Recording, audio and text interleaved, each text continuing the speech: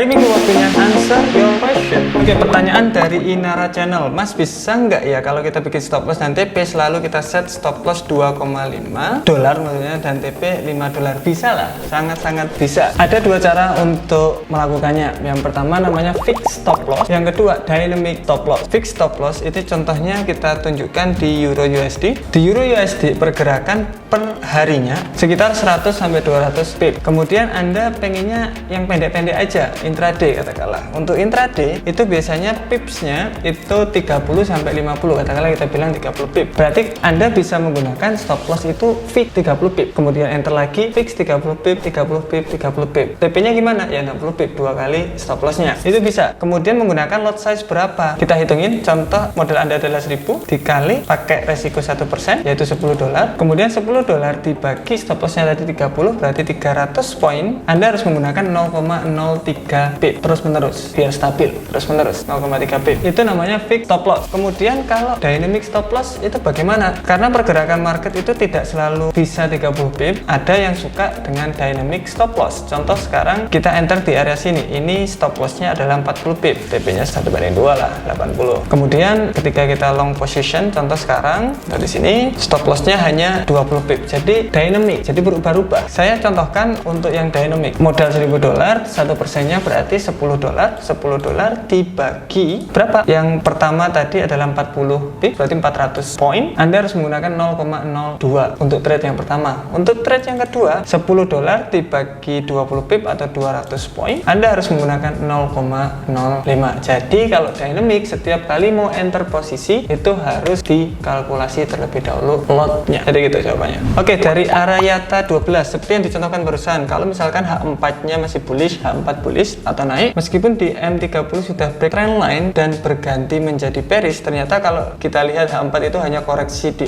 uptrend, tetap berjalan. Bagaimana kalau seperti itu, Bang? Peluang kita entry kalau seperti itu terlalu sempit mungkin karena kita melawan trend, time berbesarnya. Mohon dijawab. Pertanyaan bagus. Jadi pertanyaannya kayak gini. Oke, kita contohkan bullish di H4.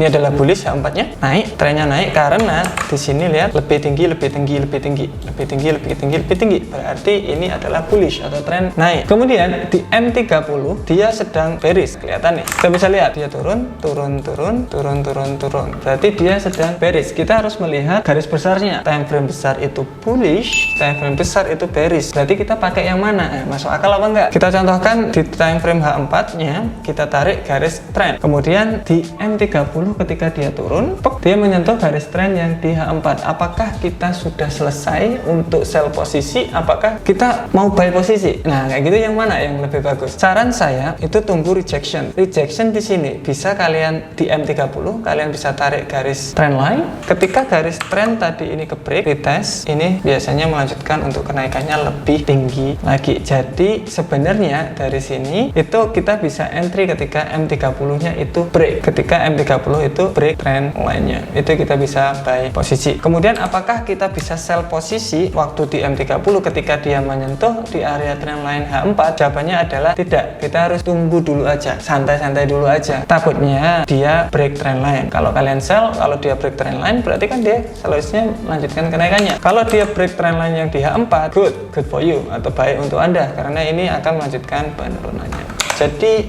itu jawabannya. Dari Haikal Aminov, Bang mau tanya, saya pemula di forex, sebelumnya di binari. Ini udah 2 bulan belajar forex, banyak video abang yang aku tonton. Siap, banyak yang ingin saya tanyakan. Untuk saat ini saya ingin tanya, bagaimana kalau saya main, kan jangan main-main loh. Jika saya trading kan stop loss-nya saja nggak pakai TP. Misalkan kita buy terus harganya naik terus, tapi kita naikkan juga stop loss-nya dikit-dikit. Bagaimana pendapat abang? Itu dinamakan trailing stop loss. Itu juga baik karena TP itu biasanya setelah terkena TP dia lanjut untuk naik, itu bisa juga. Kalau trailing stop loss itu memaksimalkan profit Anda. Contohnya kayak gini. Contoh Bapak itu enter di sini. Bapak buy posisi. Kemudian stop loss-nya ada di mana? Stop loss-nya ada di low sebelumnya, di sini. Kemudian TP-nya di mana? TP-nya kita nggak pakai TP karena kita mau trailing stop loss. Kemudian setelah di buy itu dia naik secara drastis. Kemudian tutup bullish candle. Berarti ini gimana nih? Kita bisa tarik stop loss-nya naik di bawah candle sebelumnya. Kemudian ketika dia turun, kemudian ketika dia bearish kita nggak ngapa-ngapain selama stop lossnya masih di sini. Kemudian dia ada bullish, kelihatan di sini area resisten di sini itu sangat lumayan tidak tertembus sampai 3 hari, 1, 2, 3 nggak bisa ketembus, kemudian ketembus dan tutup di atasnya. Berarti ini momentum lumayan kuat, stop loss kalian bisa taruh di bawah candle tersebut. Kemudian lanjut, ini break, kalian bisa taruh stop loss di area situ. Kemudian ini break, stop loss bisa kalian taruh di area situ sampai nanti ini ke break. Ini habis ini kelihatannya ke break ini atau terkena stop loss, tapi lumayan kalian bisa mendapatkan profit sampai sini. Kalau kalian itu tidak menggunakan trailing stop, berarti TP kalian otomatis di area sini 1/2. Jadi sebenarnya trailing stop loss itu memaksimalkan untuk profitnya, tetapi tidak jarang juga market itu ketika contoh ya, ketika sudah break area sini tiba-tiba dia turun,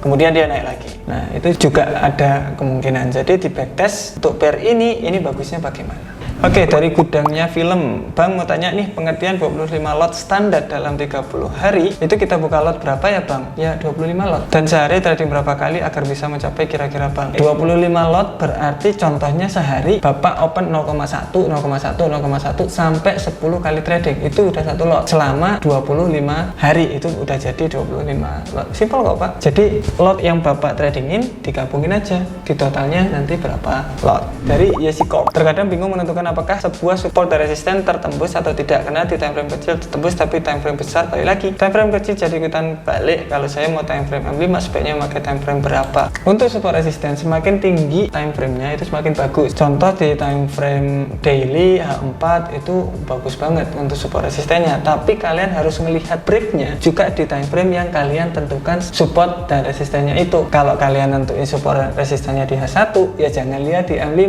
ya, pasti ada breaknya di situ. Jadi contohnya kalau kalian tentukan support resisten di H1, kalian lihatnya ya di H1. Maksimal di M30 itu udah maksimal banget, tapi saya saranin di H1 tempat kalian menentukan support dan resistennya. Itu dari saya. Jangan lupa untuk komentar di bawah supaya kita bisa jawab-jawab pertanyaan Anda di video selanjutnya. Bye bye.